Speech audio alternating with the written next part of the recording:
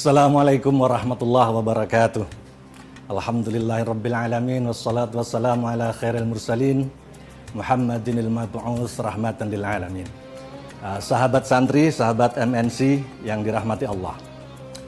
Setiap perintah di dalam agama Islam pasti dilengkapi dengan tata cara pelaksanaannya. Baik perintah itu bersifat wajib maupun sunnah. Oleh karena itu setiap umat Islam yang hendak melakukan ibadah atau hal-hal yang dia pikir merupakan perintah ibadah, maka dia harus belajar dulu tata cara pelaksanaannya. Sehingga semua orang diharapkan nanti akan beragama berdasarkan ilmu, bukan nafsu, bukan sekedar semangat, bukan sekedar gairah. Oleh karena itu para ulama sejak zaman as-salafus saleh sudah mengatakan man amila ala ghairi ilmin kana ma yufsidu aktsara mimma yuslih. Dan ini terkenal sekali Khamisul Khulafa beliau terkenal dengan sebutan tersebut karena beliau selain seorang pemimpin juga seorang mujtahid. Jadi begini sahabat MNC, sahabat NKRI, kenapa kemudian semua umat Islam daripada kebaikan yang dihasilkannya. Tetapi ada hal-hal yang terkadang kita lupakan, tapi sudah terlanjur dilaksanakan. Misalnya, kita mengutip hadis, misalnya bahwa untuk berdakwah, balighu anni walau ayah, itu juga perintah. Atau nahi mungkar amar ma'ruf, atau jihad bahkan, atau berpegang teguh kepada Al-Quran. Kenapa kemudian ada kelompok namanya ISIS, ada Al-Qaeda, yang mengatakan melakukan jihad, amar ma'ruf, nahi mungkar, dan lain sebagainya, tetapi 100% justru terbalik dari ajaran Islam. Itu permasalahannya karena mereka beragama dengan nafsu, beragama menggunakan gairah dan semangat saja, tetapi tidak belajar tata caranya. Nah, di bulan Ramadan ini, di mana kita yakin bahwa segala amal ibadah akan dilipat gandakan pahalanya. Banyak orang yang kemudian berlomba-lomba melakukan kebaikan. Tentu saja itu adalah perbuatan yang baik. Termasuk, mohon maaf, ada program-program televisi, media, dan lain-lainnya. Banyak sekali kegiatan dakwah dan lain-lainnya. Selain dakwah, selain berceramah dan lainnya juga masih banyak lagi.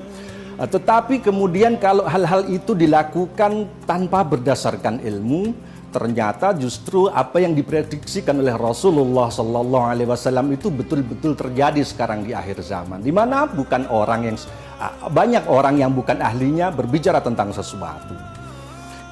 Pada masa lalu di zaman as-salafus saleh, Ibnu Abbas, Ibnu Mas'ud misalnya terkenal pernah mengucapkan bahwa pada masa beliau banyak sekali ahli ilmu pada masa sahabat. Banyak sekali ulama, tetapi sedikit sekali orang yang pandai berpidato. Nanti akan ada masa di mana ulamanya sangat sedikit, ahli ilmunya sedikit, tapi orang rajin belajar pidato sehingga banyak sekali orang yang pandai berceramah.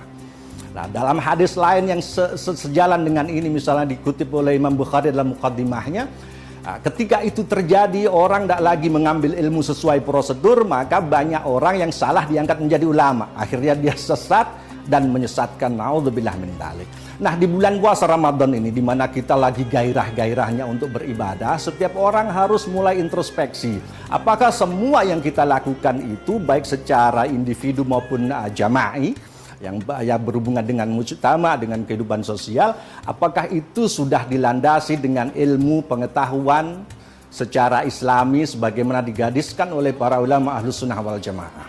Apapun itu, apakah kalau kita misalnya tiba-tiba ikut gerakan nahi mungkar, betulkah itu sudah sesuai dengan dhawabitnya? Apakah itu betul-betul sudah sesuai dengan apa yang digariskan oleh para ulama ahlus sunnah wal jamaah? Kalau kita kemudian ingin berjihad, betulkah pemahaman jihad kita itu sudah sesuai apa yang digariskan oleh ulama ahlus sunnah wal jamaah? Kalau kita ingin tabligh misalnya, ingin berdakwah, apakah ada sesuatu yang betul-betul bisa kita sampaikan? Karena faqidus syai'i la yu'ti. Pada masa lalu, abad ke-6 Hijrah itu sudah lama sekali berlalu dari sekarang. Waktu itu pun sudah ada fenomena di mana banyak orang yang semangat berislam, lalu kemudian berfatwa, mempunyai gerakan-gerakan yang tidak dilandaskan pada ilmu. Ibnu Salah dan lain-lain waktu itu sudah mengatakan, orang yang beragama model begini ini jauh lebih wajib dipenjara daripada para pencuri sekalipun. Mencuri itu hanya merugikan orang yang dicuri. Tapi kalau orang berdakwah, dia malas belajar tajwid sehingga baca Qur'annya acak-acakan. Dia malas belajar gramatikal bahasa Arab, nahwu sorof tidak tahu, baca munah acak-acakan.